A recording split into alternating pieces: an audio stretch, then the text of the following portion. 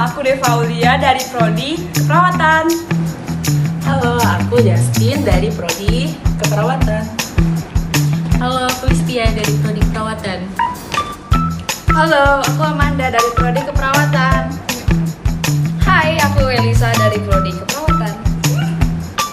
Halo, aku Melin dari Prodi Keperawatan.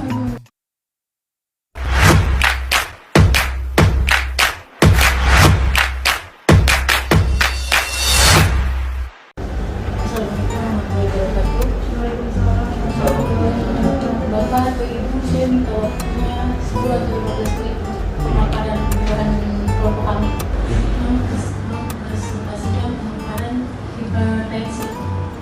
Yaitu kelompok kami yang terdiri ada Elsa Laura Sari Paham, ada Deva Aulia, ada Justin, ada Amanda Nurisya, ada Melin Ringrum, ada Listian Dayani. Saya akan menjelaskan dari pengertiannya dulu. Jadi pengertian dulu hipertensi. Dan hipertensi itu adalah istilah dari penyakit tekanan darah tinggi yang biasanya Bapak Ibu sering banget kalau kita mau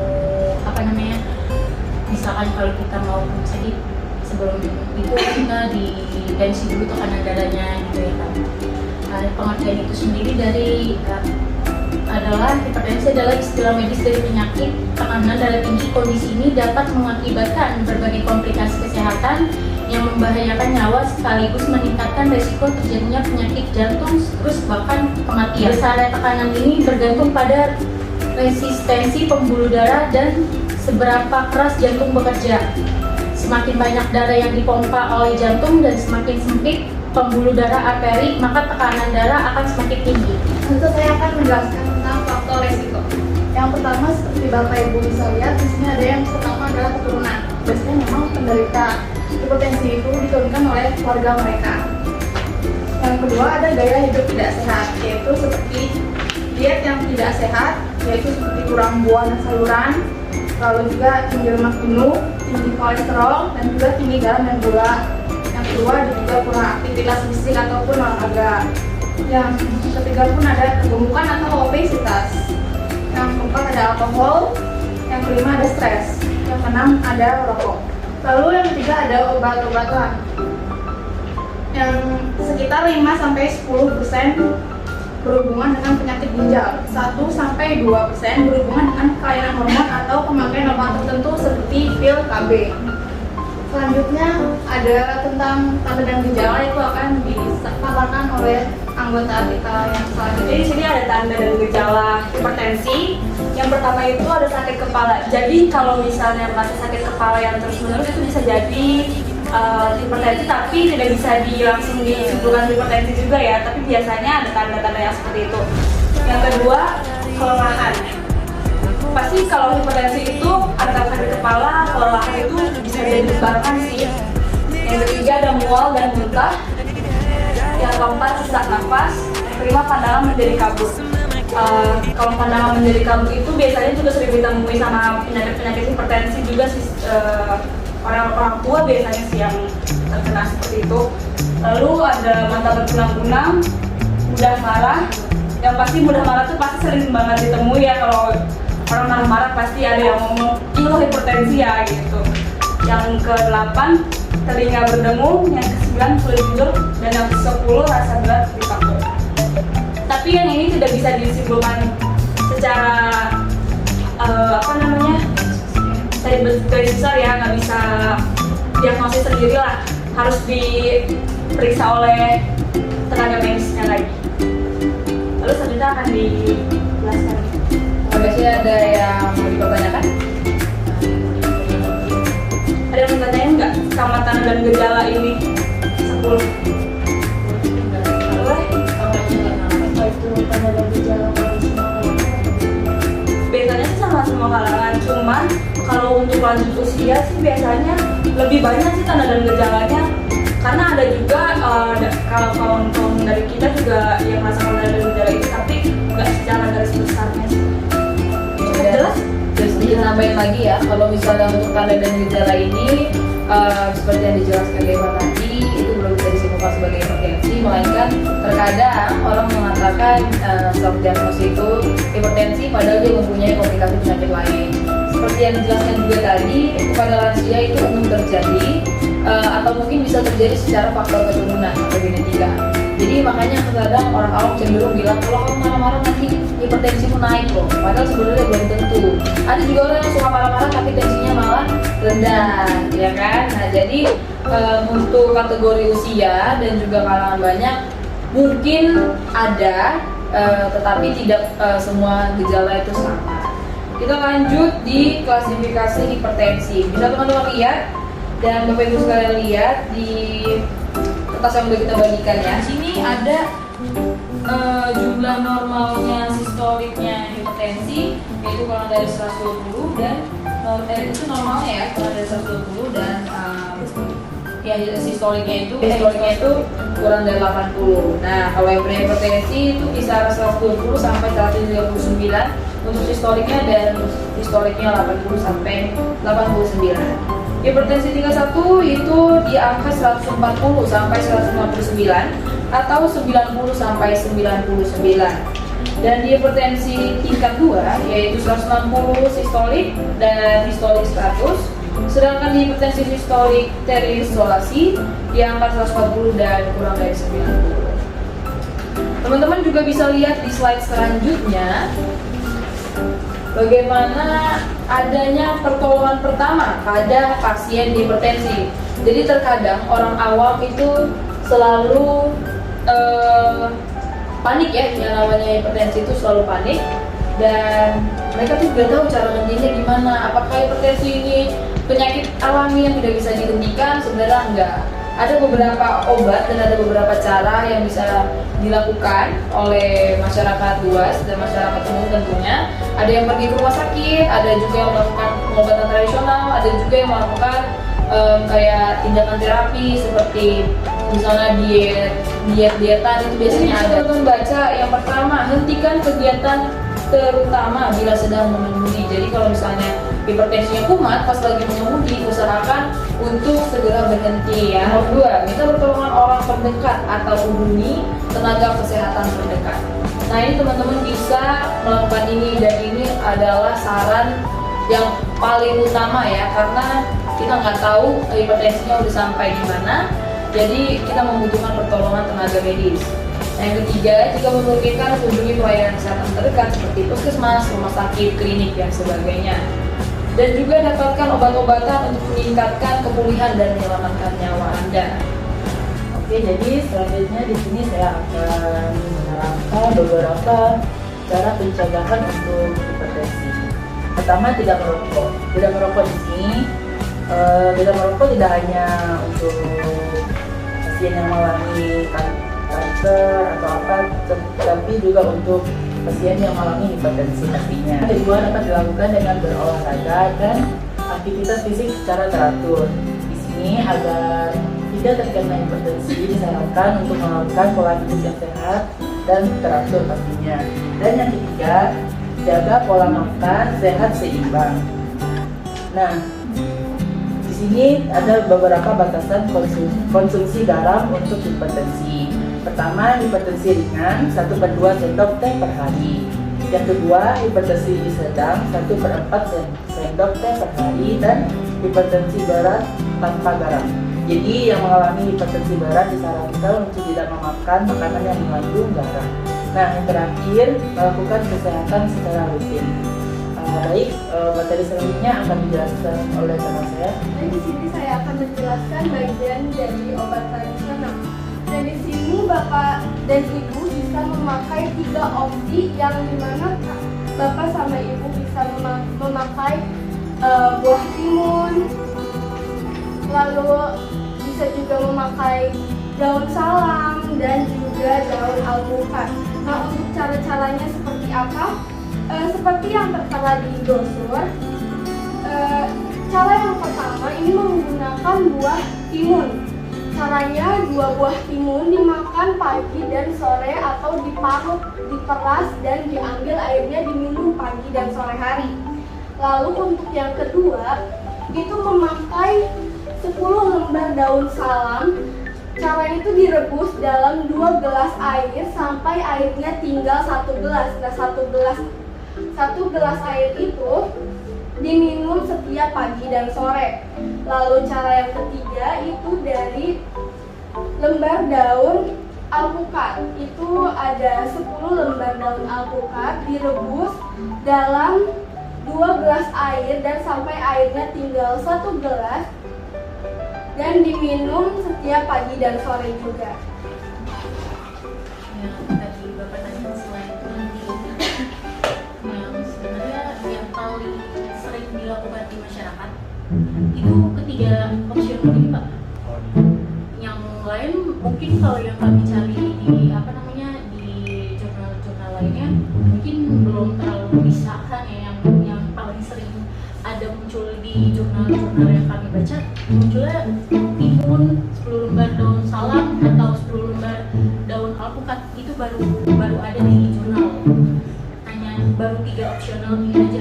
Tapi kalau yang lainnya mungkin beberapa ada orang yang menyimpulkan bahwasannya ada yang pakai pare atau sebagai macam obatan tradisional lainnya yang kayak obat Cina-Cina kayak gitu mungkin ada, tapi yang kami dapat di jurnal itu cuma hanya 3 bagian ini saja.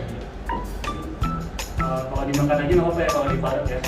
Ya bebas sih, tapi yang tradisionalnya yang kami tulis yang seperti ini. Harus 2 buah ya, kalau 1 nggak apa-apa. Tergantung, mungkin Bapak satunya pagi, satunya lagi buat sore, bisa ya Harus itu. 2 ya? Iya.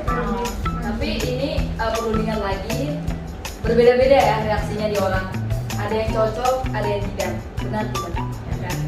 Soalnya tergantung Iya. umur dan apa namanya umur dan ini juga sih Pak, faktor juga. Misalkan kalau ada nih kakek nenek kita yang udah pensinya melebihi batas, misalkan pensinya mereka tuh 200-an, jadi kan biasanya dokter ngasihnya bukan obat-obatan herbal tradisional lagi, melainkan obat racikan dari dokter sendiri. Itu kalau dimakan pagi ya sore, kalau malam nggak apa-apa juga ya? Masih opsional, Tergantung nyamannya gimana. Makannya ya, kalau sempat aja ya. Iya benar. misalkan Bapak hari ini tensinya berapa, mungkin rendah atau apa, itu bisa faktor. Misalkan tensi Bapak rendah, faktor bisa misalkan Bapak semalam begadang atau kurang tidurnya atau jam tidurnya Bapak nggak teratur atau kayak gimana, itu bisa menyebabkan faktor tensi rendah, bukan hipertensi atau yang lainnya. Itu harus setiap hari ya itu ya? Kalau seminggu sekali nggak apa-apa juga? Minimal kita tensi obat-obatan minum atau tensinya minum obat-obatannya itu opsional sih Pak. Misalkan seminggu kalau misalkan Bapak lagi kumat aja gitu. Oh, seminggu ya lebih baik. Jadi kalau Bapak lagi normal-normal aja ya nggak usah. Iya. Ada lagi yang mau ditanyakan? Ya silakan saudari Deva. Kenapa ya kalau hipertensi itu lebih cenderung ke arah orang tua gitu? Biasanya banyak orang tua yang kena hipertensi. Bisa dijawab ya. Kenapa hipertensi itu sering sekali terjadi pada orang tua dan lanjut usia? Salah satu faktornya adalah pembuluh darah pada lansia cenderung lebih membengkak, dan juga itu bisa dikarenakan dia karena sudah lanjut usia, pastinya sistem kekebalan tubuhnya serta bobot tubuhnya itu sudah cenderung lebih mudah terkena penyakit. Selain itu juga biasanya kalau orang tua ya itu kan dia punya penyakit bawaan seperti mungkin dia bisa komplikasi dan itu bisa menyebabkan hipertensi. Jadi makanya cenderung dibilang bahwa orang tua itu nggak boleh marah-marah ya. Makanya kepada bapak ibu sekalian yang suka marah-marah, tolong lansianya kalau mau panjang umur jangan marah-marah ya. Ada lagi? Kalau hipertensi sama nggak sih sama masuk angin gitu? Karena saya makan. Kalau masuk angin itu cenderung ke medisnya itu dibilang asam lambung ya. Jadi pernah dulu saya bilang kayaknya saya masuk angin deh dok. Di kedokteran di bagian dunia medis tidak ada namanya masuk angin saudara-saudara. Bilangnya asam lambung bapak naik. Nah gitu. Mereka sakit kepala juga. Iya betul sih, benar. Mana tahu kepalanya kemasuk angin gitu kan. Tapi itu sebenarnya berbeda ya, karena kalau hipertensi kan itu cenderung ke bagian darah ya, bagian pembuluh darah. Sedangkan kalau masuk angin tuh, atau bisa kita orang awam sebut orang masuk angin kita bilangnya asam lambung, itu biasanya lebih cenderung ke itu ya bagian organ perut dan sekitarnya.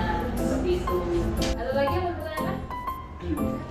Boleh, silakan. Benar nggak sih kalau misalnya kita sering marah atau banyak pikiran kan dia bakal naik kan sering tuh orang bilang jangan pikiran, jangan marah. Itu kan sering terjadi ya. Biasanya sering terjadi karena di kehidupan saya juga itu terjadi. Ketika Anda stres, ketika Anda tertekan dan tiba-tiba langsung cek tensi, itu sangat berpengaruh. Atau mungkin jangankan seperti itu. Kalau kalian mau divaksin, cek tensi dulu kan. Nah, coba kalian kalau misalnya tegang mikirin aduh jarum suntik menusuk nih, pasti tensinya naik, ya kan? Benar tidak?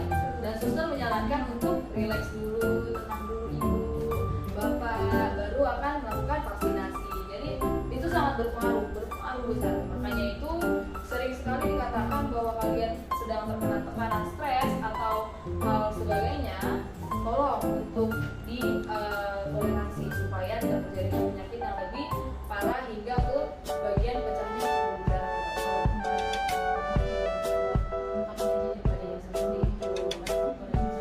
Kalau misalnya tadi rasa berat ditekuk itu apa sih? Rasa berat tanda dan gejala. Di nomor berapa? Oke, rasa berat itu seperti di sini di bagian punuk. Kita bilangnya berat punuk ya. Ada kan pernah nggak melihat orang yang itunya tuh tebal di sininya. Jadi dia tuh kayak berat banget bawaannya. Soalnya ibu saya kadang kalau udah naik tensinya begitu. Jadi di sini tuh kayak pegel sama kayak kalau kita bilang tuh kepalanya tegak kayak tegak. Ada yang mau bertanya lagi? Oke.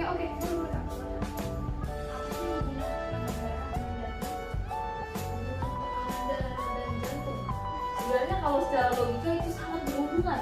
Tanpa jantung pembuluh darah tidak akan mengalir, betul? Betul. Jadi pembuluh darah dengan jantung itu ibarat kata perangko dan lem ya. Iya, bestie, bisa dibilang bestie ya. Anak-anak Jaksel ini bilang bestie ya. Jadi tidak ada jantung pembuluh darah pun tidak akan mengalir, saudara-saudara. Karena itu udah berkaitan dengan Iya. Makanya terkadang kalau tensi tinggi, pernah nggak sih ngerasa tiba-tiba deg-degan? Kayak mau ditembak orang, pernah kan? Ya pernah dong. Kayak deg-degan gitu. Nah itu salah satu faktor berhubungannya pembuluh darah dengan jantung. Ada lagi? Oke, boleh.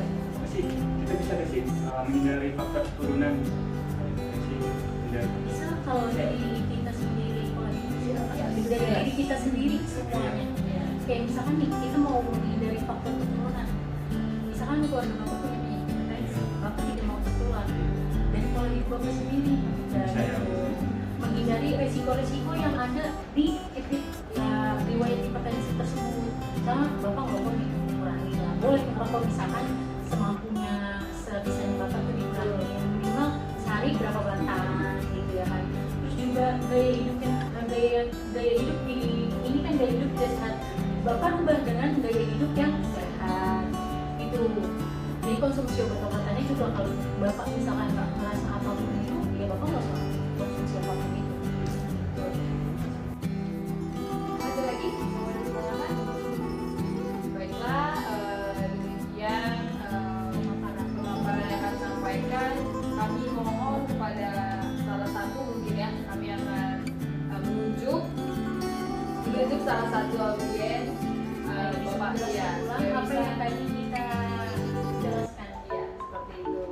Boleh ya? Boleh dong. Boleh dong. Kan Ya. jadi nggak sia-sia menyampaikan. Iya, jadi supaya bisa diterapkan di dalam kehidupan sehari-hari ya. Iya, jadi bukan hanya kita yang ngasih penyuluhan, tapi yang audiensnya juga bisa menjelaskan gitu suatu saat nanti di kalangan saudara atau teman pacar mungkin ya kan bisa menjelaskan, bukan hanya tim tenaga kesehatan aja. Jadi bapak atau ibu juga bisa menjelaskan ke teman-temannya. Mungkin boleh salah satu di antara bapak dan ibu menjelaskan ulang yang apa yang tadi kami presentasikan. Kesimpulan yang dari kakak-kakaknya presentasikan itu hipertensi adalah istilah medis dari penyakit tekanan darah tinggi, dan hipertensi itu jelas sangat berbahaya bagi kita semua. itu saya jadi tahu dari pencegahan hipertensi itu kayak obat tradisional atau obat tenaga ketimun harus dipotong dulu, minum setiap hari, pagi sore juga bagus itu. Nah, istirahat teratur juga bagus. Dan kalau mengundi juga kita istirahat dulu kalau kita udah kena hipertensi. Terima kasih juga. Terima kasih Bapak dan Ibu. Demikian penyuluhan yang dapat kami lakukan. Kami dari kelompok 1 mengucapkan terima kasih dan salam sehat. Salam sehat.